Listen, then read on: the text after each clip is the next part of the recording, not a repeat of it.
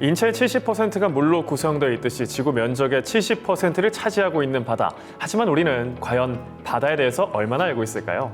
바다를 더 많이 알고 사랑하기 위해서 다양한 해양 교육이 이루어지고 있는데요. 제대로 잘 진행되고 있는지, 또 해양 교육이 사회 경제에 미치는 영향은 무엇인지 돌아보는 시간 마련했습니다. 네, 해양교육의 사회경제적 가치 평가 연구를 주제로 KMI 한국해양수산개발원 이슬기 전문연구원과 함께 이야기를 나눠보겠습니다. 안녕하세요. 네, 안녕하십니까. 제목부터 너무 어려운데 어떤 연구를 하셨는지 간단히 소개 좀 부탁드릴게요. 네, 제가 소개하기 전에 두 분께 한번 질문을 드려볼게요. 먼저, 네. 네, 해양 교육이라고 딱 들었을 때 무엇을 배우는 교육인지 직감적으로 떠오르는 게 있으신가요? 아니요. 아, 네. 바다와 관련된 뭐라는 건 알겠는데 이게 어떤 의미인지는 잘 모르겠어요. 네, 직감적으로 떠오르는 게 없죠. 그만큼 그 해양의 범위가 너무 넓기 맞아요. 때문인데요. 해양 교육은 해양 과학, 산업, 해양 영토, 문화, 역사 등 바다를 배경으로 펼쳐지는 다양한 활동과 현상들을 모두 배우는 학문이라고 생각을 하시면 됩니다. 해양수산부가 2000년대 초반부터 해양교육 정책들을 계속 발표를 합니다. 이 해양교육 정책의 목표는 국민들에게 해양의 가치, 해양의 중요성을 계속 알리기 위해서 만드는 정책들인데요. 문제는 해수부가 이 정책들을 계속 발표를 하고 만드는 데만 급급을 했고요. 국민들이 실제 어떻게 받아들이고 있는지 또 어떤 성과가 나타나는지 평가하는 과정이 전혀 없었어요. 그래서 이 과제는 이런 문제의식에서 출발을 했다고 생각을 하시면 됩니다.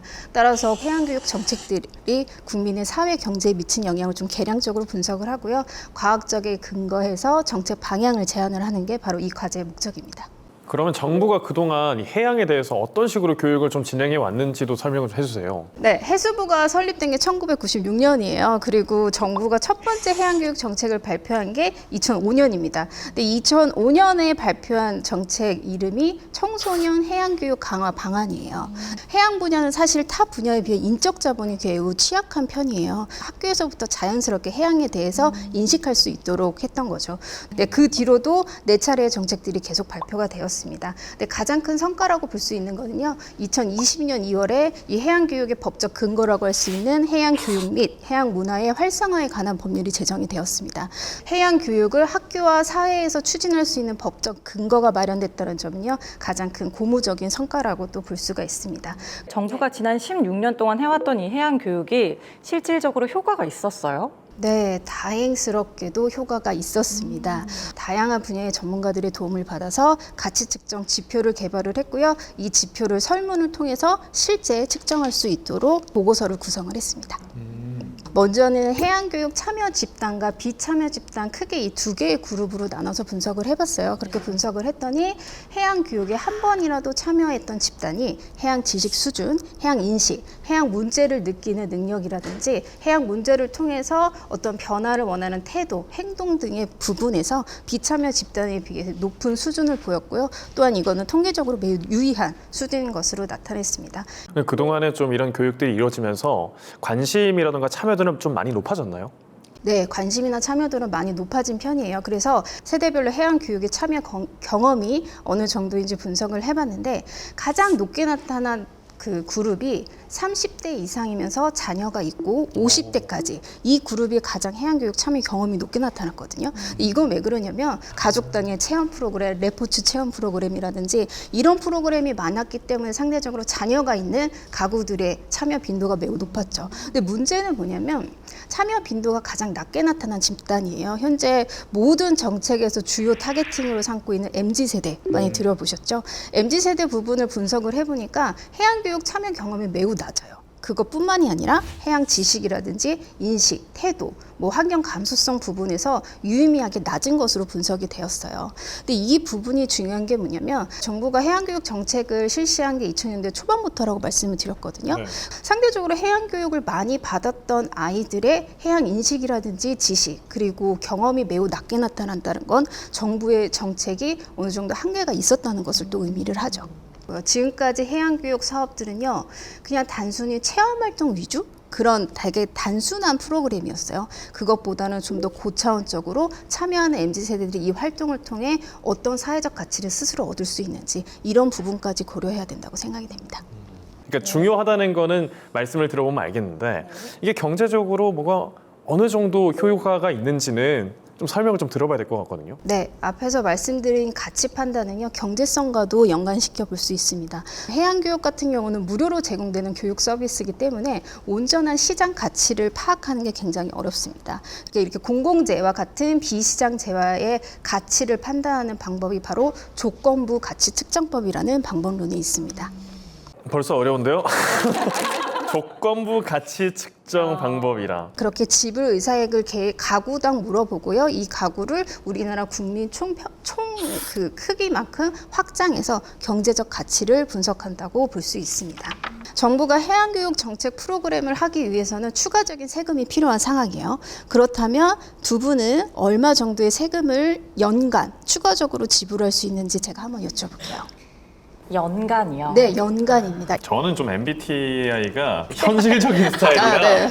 그러면 어떤 연구가 어떻게 진행되는지 좀 약간 꼼꼼하게 봐야 되는 맞아요. 스타일이거든요. 그 네. 굉장히 중요한 부분을 지적을 해주셨는데요. 이 CBM 자체가 오류가 워낙 많이 나는 부분이라서 그 정보를 최대한 자세히 말씀을 드려야 돼요. 그렇죠. 그러면 전 대답 안 할래요. 평균치가 어느 정도 되죠? 우리나라 국민이 부여하는 해양교육의 가치는요, 연간 가구당 1,128원으로 조사가 됐어요. 10,000원 정도라는 1128원. 말씀이에요. 네, 연간에 10,000원 정도는 낼 수 있다. 이렇게 아니요, 전 2만 원도 동의하시나요? 낼 수 있을 것 같아요. 그래요? 네. 다들 높게 말씀을 하시네요. 제가 CBM이라는 방법론을 통해서 분석을 한 결과 국민이 인식하는 해양 교육의 사회 경제적 가치는요, 최소 3,311억 원에서 최대 8,733억 원으로 나타났어요. 사실 정부가 해양교육 예산으로 추정하는 게 2,860억 원이거든요. 그럼 이거에 비하면 거의 1.2배에서 3배 정도의 효과가 있다는 걸 알 수 있죠. 금액만 보면은 와, 되게 높게 평가하는구나 생각을 하실 수 있는데, 환경교육이라든지 경제교육, 문화예술교육 다른 분야의 경제적 가치를 측정한 그 결과치 한번 비교를 해봤거든요. 비교를 한 결과 해양교육의 가치가 가장 낮게 평가되고 있는 것으로 나타났어요. 그러니까 사회적으로 해양 교육이 조금 더 중요하고 이런 것을 공부를 해야 된다라는 인식이 먼저 좀 쌓여야 이런 좀 경제적 가치가 더 높아지는 거겠군요. 네, 맞습니다.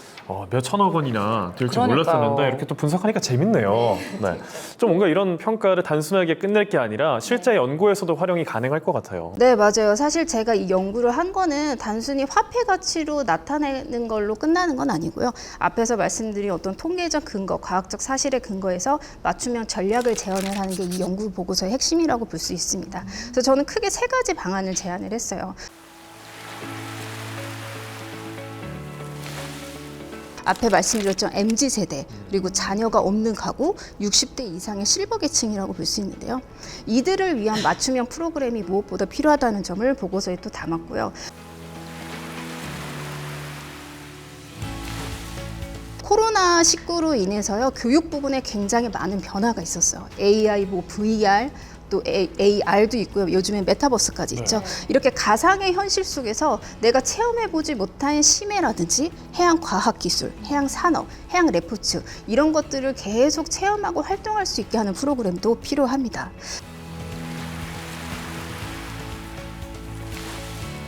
마지막은요, 해양교육과 일상생활의 연결고리 강화인데요.